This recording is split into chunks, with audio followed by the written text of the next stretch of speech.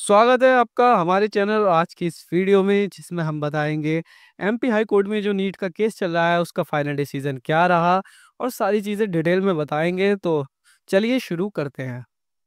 सबसे पहले मैं आपको बताऊंगा, जैसे कि आपको पता है एमपी हाई कोर्ट में नीट के रिगार्डिंग केस चल रहा था शुरू से ही। जब से नीट का एग्ज़ाम हुआ था उसके बाद से ही केस चल रहा था कि कुछ बच्चों ने कंप्लेंट फाइल की थी कि वो एग्ज़ाम प्रॉपरली नहीं दे पाए थे क्योंकि उनके सेंटर्स पर काफ़ी टाइम के लिए लाइट भाग गई थी या फिर पावर कट हो गया था या पानी वगैरह का इशू था। वैसे मेजरली लाइट का इशू था जिसके रिगार्डिंग काफ़ी मतलब केस चल रहा था कोर्ट में, हाई कोर्ट में।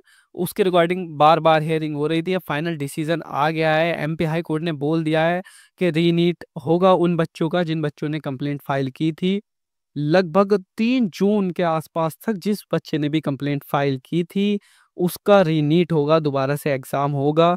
बाकी वो कितने स्टूडेंट्स हैं तो वो एनटीए ही क्लियर बताएगा। अभी कुछ दिन में एनटीए डेट्स भी दे देगा कि कब एग्ज़ाम होंगे।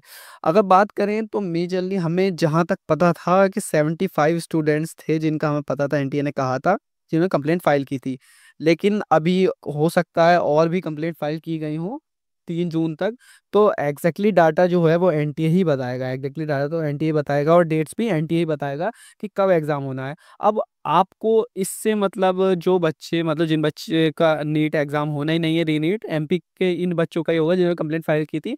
मतलब जो अनअफेक्टेड स्टूडेंट्स हैं वो काफ़ी परेशान हो रहे हैं कि भाई रीनीट होगा तो उनका तो होना नहीं है। खाली अफेक्टेड स्टूडेंट जो थे जिन्होंने कंप्लेंट फाइल की, जिन्होंने अफेक्टेड भी जिन्होंने कंप्लेंट फाइल की थी, सिर्फ उन्हीं का रीनीट होगा। बाकी किसी का रीनीट होना, वो भी 3 जून तक जिन्होंने कंप्लेंट फाइल की थी उनका ही रीनीट होना है।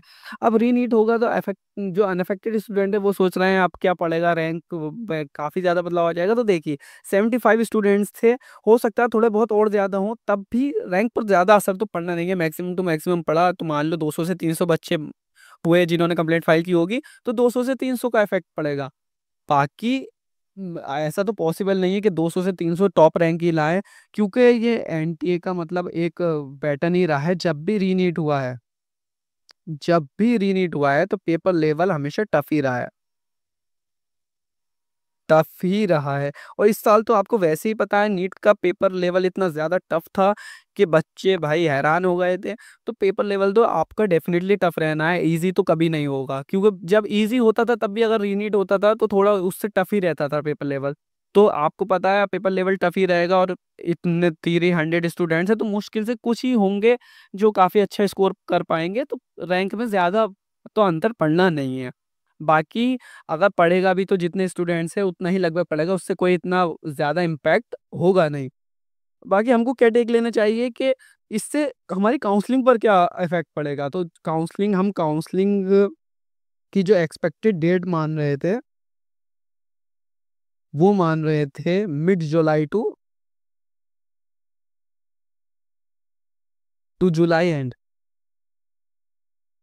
बट अब क्या है, अभी तो एनटीए ने रीनीट जब होगा उसी की डेट नहीं दी है, उसकी डेट आएगी, प्लस दोबारा से सबका रिजल्ट आएगा। तो उसमें काफ़ी ज़्यादा टाइम लगेगा। तो डेफिनेटली आपकी काउंसलिंग भी थोड़ी डिले होगी, जिससे आपका एडमिशन प्रोसेस भी थोड़ा डिले होगा। तो उसकी में टेंशन ना लीजिए, आप सुकून से रहिए, आपकी रैंक पे इतना कोई अंतर पड़ने वाला नहीं है। बाकी अभी एनटीए को बताने दीजिए कि कितना डाटा है, मतलब कितने स्टूडेंट्स है, उसी हिसाब से हम अंदाज़ा लगा पाएंगे। और टेंशन न लीजिए। बाकी काउंसलिंग आपकी थोड़ी डिले हो जाएगी, मुझे पता है आप बहुत बेसब्री से काउंसलिंग का इंतज़ार कर रहे हैं। थोड़ा पेशेंस बनाए रखिए, काउंसलिंग आपकी जल्द ही स्टार्ट होगी। जैसे ही रीनीट का रिजल्ट आएगा तो उसके बाद आपको डेट्स वगैरह पता चलेंगी। बाकी ये वीडियो तो यहीं तक। तो हम आपसे कहेंगे थैंक यू। बाकी वीडियो पसंद आई हो तो वीडियो को लाइक करें और चैनल को सब्सक्राइब करें। Thank you.